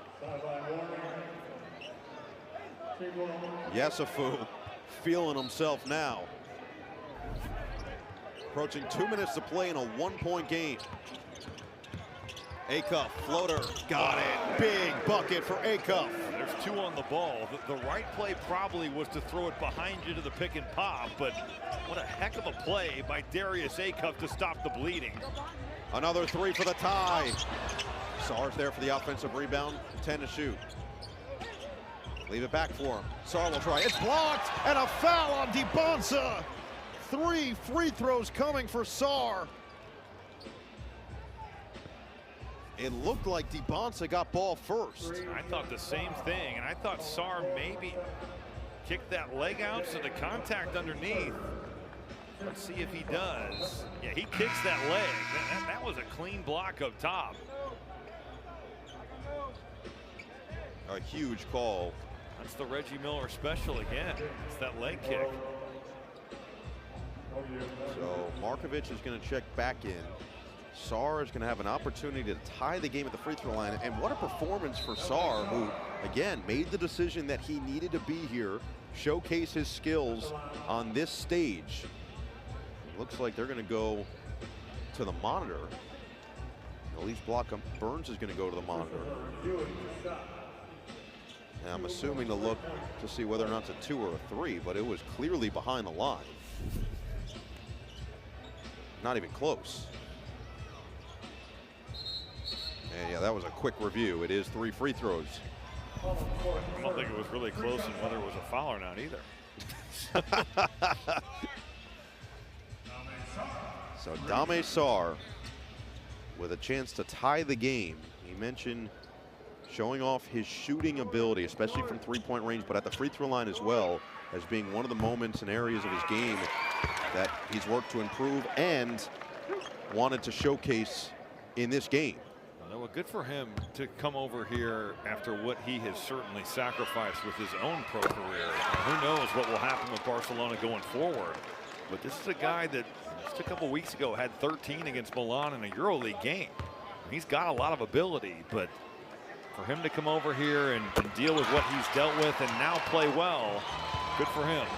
3 pressure clutch free throws to tie the game. A couple of weak passes. Can they get it across in time? Acuff just barely does. Dybantsa extra. Boozer corner. 3-ball. He laces it. That was a no-doubter for Cam Boozer. Because of his pedigree, because of the way that he's won in his career. Good extra pass from Dybantsa, but Cam Boozer was making that. Yessoufou on the attack. Push it off. Amenya treks down the long board. 1:10 to play. USA clinging to a 3-point lead. Acuff at the controls. Amenya, Yessoufou aggressive defensively. Back to Acuff. Alozier steps up, 4 to shoot. Acuff through the double, had it ripped. Yessoufou all alone for the deuce. The swipe and slam gets it to a 1-point game. That was about as good as you could do it there as a help defender. Yessoufou being to the ball and just rips him on the dribble drive. Just a 21-second difference, shot clock and game clock. 10 to shoot now for Acuff. The world needs one more stop. Boozer just hit a huge 3. Does he have another one in him? Knocked out of his hands. It's loose. He put it up from the deck, missed it. Rebound. Yessoufou, 20 seconds left with a chance to win the game. Yessoufou spins. Nearly had it knocked away. Puts it up. Couldn't bank it home. Rebound. U.S. has it, and a foul. McKenney's going to go. Just the 3rd team foul against the world. The U.S. handling the pressure on this possession here. Looking up the floor. You find Dybantsa. Dybantsa makes the extra pass. Cam Boozer makes the biggest shot of the game. You got Darius Acuff getting ripped here. Yessoufou taking this 94 feet for the slam. But back and forth action. It wasn't a great possession though, Noah, for Team World. Yessoufou just, you didn't have to force the issue. Shot clock is off. Set your offense and get what you want. But he gets himself in trouble by getting him to that 15-foot range and just forces up a tough one. So Team World still with another foul to give. 9.1 seconds left. Here's the force from Yessoufou. The initial surge, all right, I got it, but you don't have to take this shot at this moment. It's contested, it's off balance. You can get a better look than that. So now 9.1 seconds left. They're going to be ultra aggressive on this inbound with the extra foul to play with, and then you've got to get them to the free throw line if you don't have it. And if Team USA makes both foul shots, assuming that Team World doesn't get that steal, does the U.S. team foul? I mean, these are all legitimate conversations. Yeah, of course, it's got to be being discussed right now. In theory, you say it's an all-star game, but also in theory, both of these coaches are trying to showcase their coaching ability. Well, and there's a lot of pride. And Team USA has won a lot of these in a row. Last Team World win was 2018. Game wasn't played in 2020 or 2021. But 19, 22, 23, 24 were all U.S. victories. The world has put up 90-plus points for the first time in a decade in this game. Tounde Yessoufou has 19 points. Dame Sarr has 17 points. Abayev in just 7 minutes and 50 seconds has 11 points off the bench. And it's just a 1-point game. So 9.1 seconds left. It is going to be the group that they've mostly ridden with to this point. Although Jayon Pitt will check in. He's playing with 4 fouls. Markovic, Pitt, Sarr, Yessoufou, and Alozier against Cam Boozer, McKenney, who will inbound, Acuff, Brown, and Dybantsa. Get it in, and the quick foul given by Yessoufou. Team World was not really matched up. That was like a zone press, and not to the bonus yet, so they're going to have to do it again. But you'd think you'd be in full-out denial here, selling out for a steal. Kenny this time will inbound in front of his own bench, and they're going to foul one of the winningest players in high school basketball history, Cam Boozer, to send him to the line. just think that that's 2 opportunities thrown away where you could potentially get a steal and maybe even an easy look for yourself.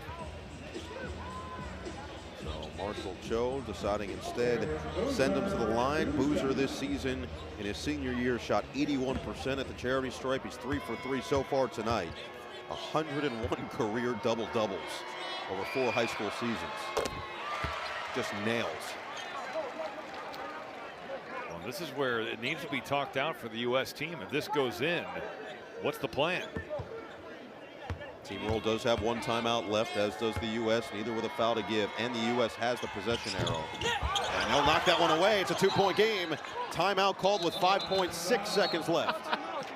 Markovic, I think, thought they called a goaltend and just lost it on the ref. And let's see. It will be world basketball, but take another look here. Well, you see this a lot overseas, and you know he does hit the rim fairly decently there. He whiffs on the ball, but you can see how upset he was. You don't think he got a fingertip on that basketball? It looked like he got just enough of a fingertip. I don't know. I thought maybe he whiffed. 5.6 seconds left, and they're going to get the teams back on the court here. So Jong is out there for the World, along with Abayev, Alozie, Yessoufou, and the inbounder is Sar. So they're going to get a 3-point shooting lineup on the court.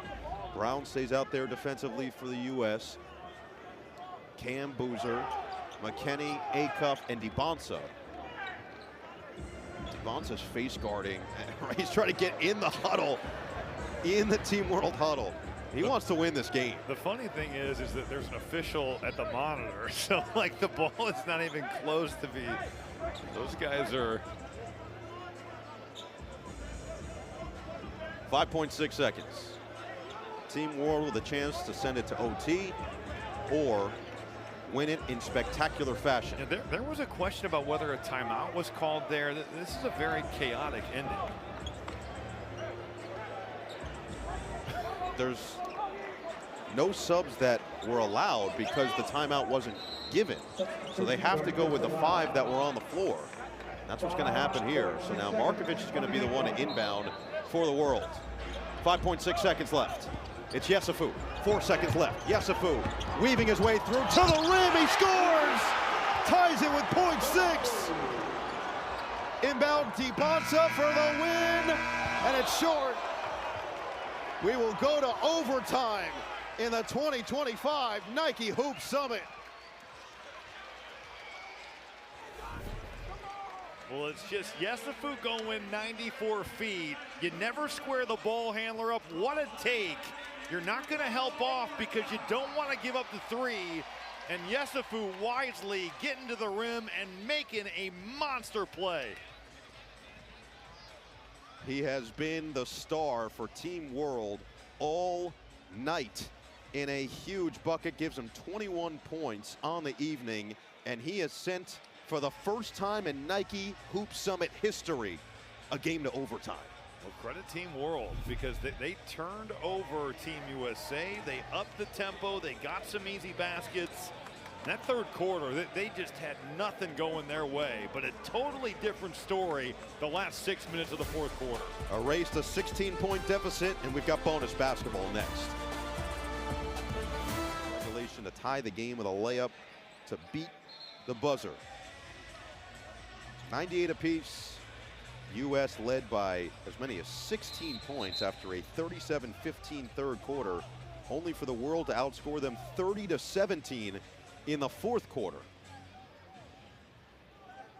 And there's some confusion now as to whether or not it's a jump or USA basketball.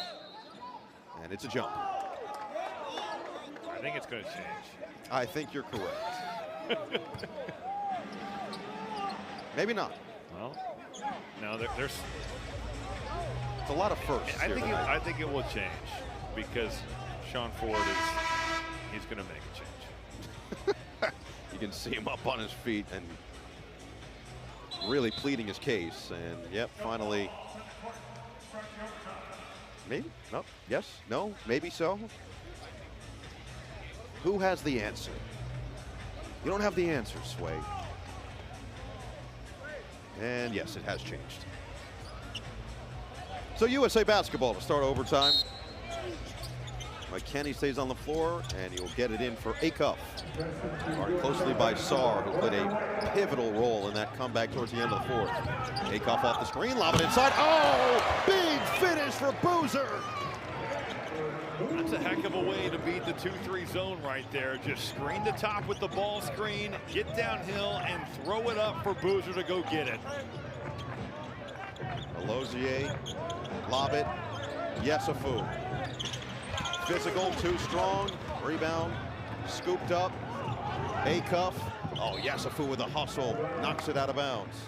They're going to like Yessoufou a lot in Waco next year. There's no doubt. Here's that ball screen. You get downhill, you get that big stepping up with Ribe there, and then you just throw it up and let Cam Boozer do the rest. Look at his stat line, 20 points, 15 rebounds, 6 assists, and 3 steals. It looked like Dybantsa was a lock for MVP, assuming the U.S. wins, but Cam Boozer has made quite the case himself. And Acuff has come alive in the second half as he knocks down that triple. So 5 quick points from the U.S. to start overtime. Sarr, stop on a dime. Yessoufou rejects the screen, puts the head down, keeps the head up.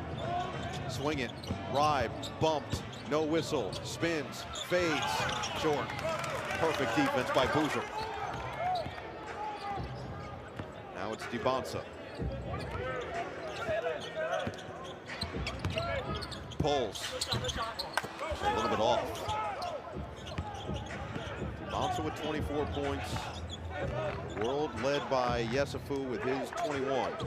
17 from Sarr, 11 from Ribe, and 11 from Markovic, 11 from Abayev. Markovic, bounce it. Yessoufou, back down. 2, physical for 2. Well, it's not like Trey McKenney isn't a physical defender in himself. I thought the last possession, McKenney won the battle, but here you go right back to it. Yessoufou is just going to keep coming at you. There's that 2-3 zone. If I'm the U.S., I'm getting right back to that ball screen, letting Darius Acuff get downhill.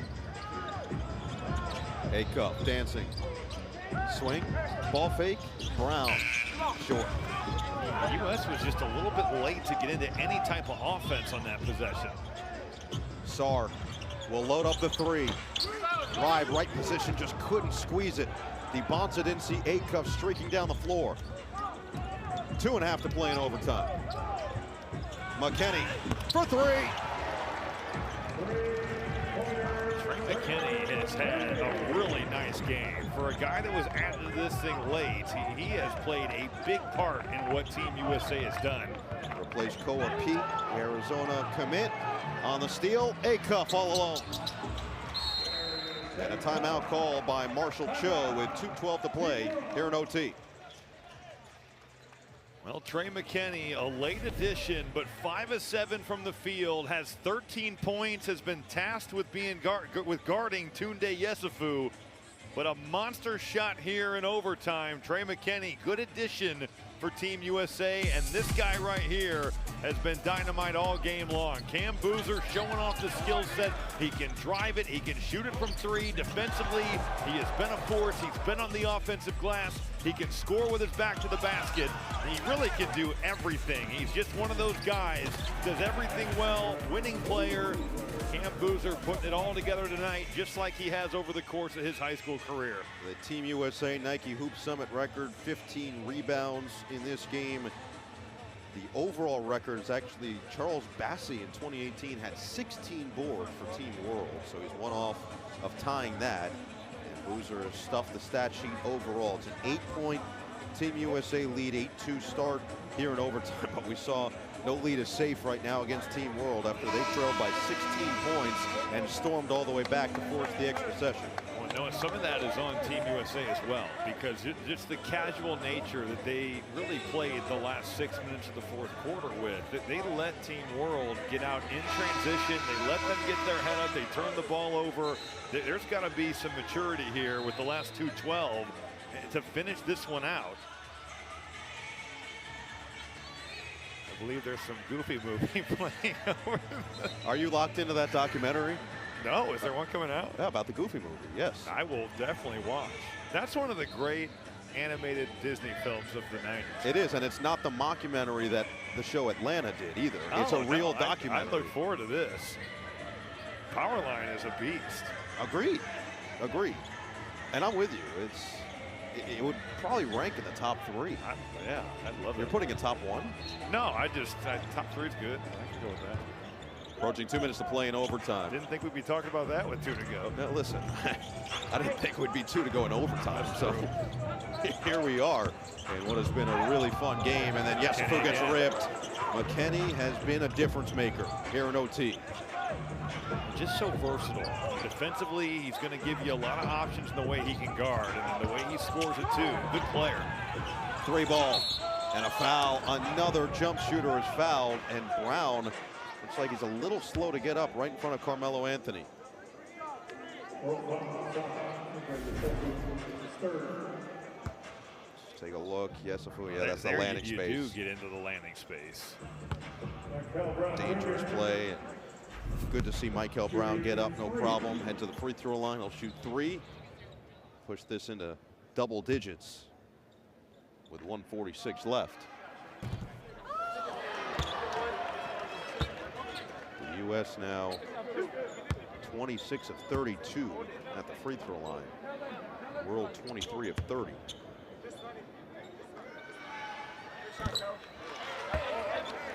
Brown has played 22 minutes.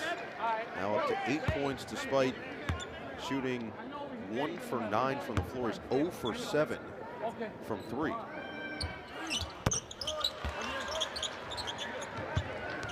Two out of 3, 10-point game. Mayer's back in there. That's a screen from Markovic. Mayer surveys, shovel, Alozier, bounce it. Oh, give and go, Alozier, and a bump is going to be called on the pass. 2 free throws incoming for McKenna Alozier. We've heard how skilled Markovic is all week long, and that's been shown tonight. Good passer right there, fundamental give and go.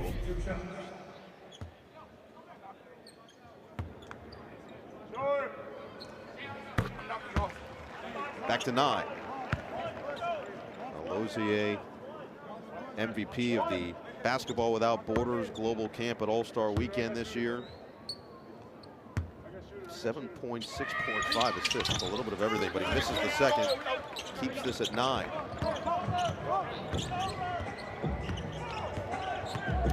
Approaching 1:20 to play in overtime. Pressure back ramped up, and McKenney buries the defense. Trey McKenney's been awesome tonight on both ends. Wolverines fans have a good one to look forward to as Markovic banks one home. How exciting to have a two-way player that's a shot maker, 3-and-D type guy that can bring a real level of physicality to your team. He's got a body on him at 6'4", 225, and he's made shots tonight. He's taken on Tounde Yessoufou and been a plus defensively. He is the 24th McDonald's All-American to play then at Michigan after the fact. 2-time Michigan Gatorade Player of the Year, and more free throws now for Brown. How cool for him, Noah, to get to go to the same school that his grandparents went to. Yep. Grew up a fan of Michigan, and for him to have this type of career, finish it with a McDonald's All-American game, play here in the Nike Hoop Summit, now go to Michigan where his family certainly been there and been fans of. Pretty cool story. Skip it. Meyer can pass. Markovic. Jeez. He has been impressive from three-point territory here tonight. And a whistle and a foul, so they're just going to play the foul game with 52.4 seconds left. Look at this hook pass here, Noah. This is with the left. That is an elite look. He's had a couple, yes, to your point, with that left in particular. Those are not easy passes they are to make. not. He's a right-handed player. He has put them on the money. And Brown is just padding his stats at this point. Now up to 12 points with the majority coming at the free throw line. He's 10 of 11 at the charity stripe. He's 1 of 9 from the field and 0 for 7 from 3. But had practiced so well. Yeah. Now, all the reports over the last 3 and 4 days have been how good Michael Brown has played. Jong and Ariza check back in for the World as Meyer will sit and Mirkovic will sit. We've got a foul on the catch. Yessoufou is going to get 2 free throws. Didn't want to do that. Stops the clock with 51.6 seconds remaining in this overtime session. An overtime session in which Team USA has scored 19 points. The fourth quarter was just a little bit of a change up there. The third quarter, an explosion. Overtime, an explosion. Not so much in the fourth. No, USA had 17 points in the total fourth quarter, and they've got 19 here in overtime. Yessoufou, what a game. 24 points, pacing the way on both ends of the floor, aggressive defensively, hands in passing lanes, stripping ball handlers.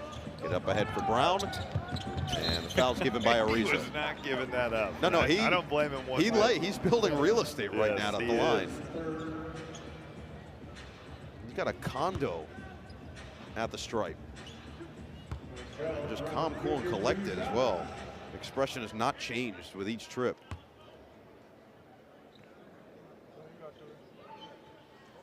Shooting practice. So it looks, barring another crazy miracle, that the United States will win their 5th consecutive Nike Hoop Summit. Team World with a really valiant effort. Kyan Anthony and company, and a nice job again. Yeah, he's good at that. Knocking that off. Markovic. Jong, leave it. Ariza, 40 seconds left. Had it ripped. Brown, more free throws.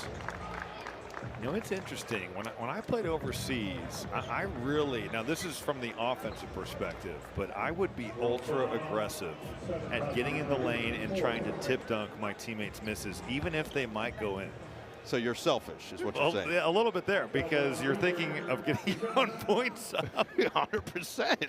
And those numbers, they don't say stole it at the line. No.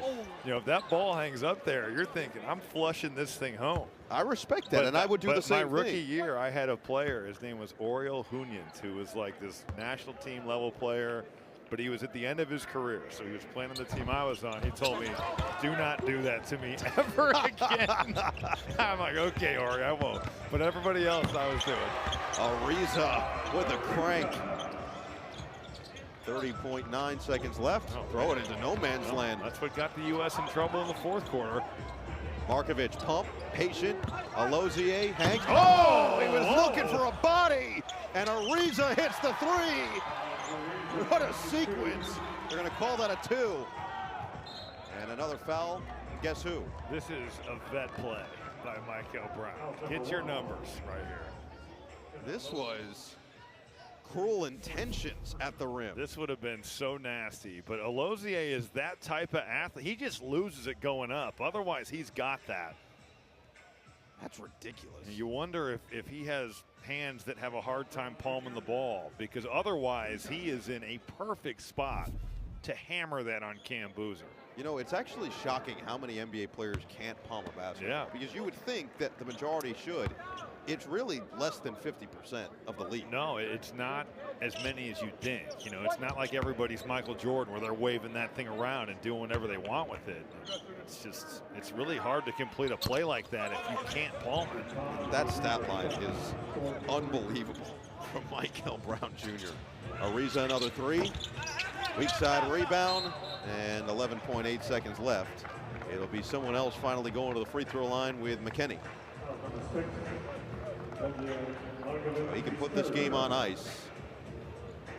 Really great effort from Team World, but they're going to come up just a little bit short here in Portland.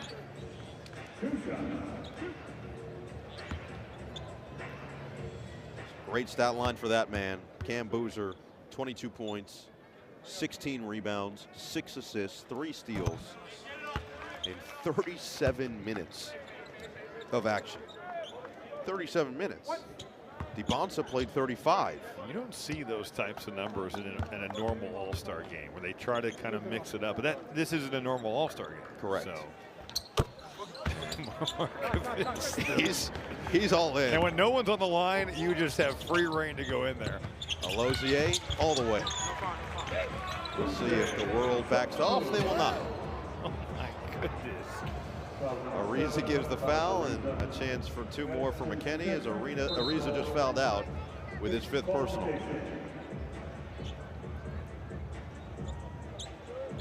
Got a good feeling that we'll see that young man back here in a year. No doubt. One of the top 5 recruits in the class of 2026 for a reason. We saw a couple of really impressive plays from him here tonight. Man, how stacked is the top of the class of 2026 in Southern California? He's the number 4 player in his class, and he's the number 4 player in Cali, and all of them are in Southern Cal. Iron sharpens iron. No doubt. A lot of talent there in that class. One more free throw for McKenney. All window dressing at this point. Markovic, at this point, it's also just a deterrent for the actual shooter. Yessoufou off the heel, and that'll do it. Incredible comeback effort from Team World, but they fall short in overtime as the United States wins its 5th straight Nike Hoop Summit, 124-114.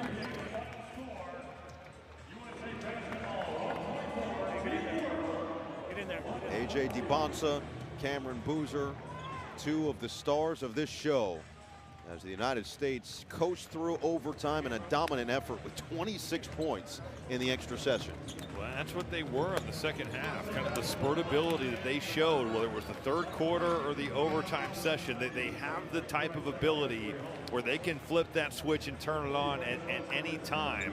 Certainly Cam Boozer, fantastic. A.J. Dybantsa showed out what he can do. How about Trey McKenney? I mean, just a guy that was a late add to the game, made some big shots, some big defensive plays. Michigan's getting a good one there. Really fun game with a number of highlights, stars in the crowd, and these young men showed why they all belonged here. Nike Hoop Summit again, providing electric moments for the future stars of this game, and the 2 coaches embracing. The win goes to Frank Bennett. Chaminade College Prep's very own, shows his own winning tutelage along with the Boozer twins and that man, A.J. Dybantsa, who one-ups himself from a year ago when he played with Team World and scored 21.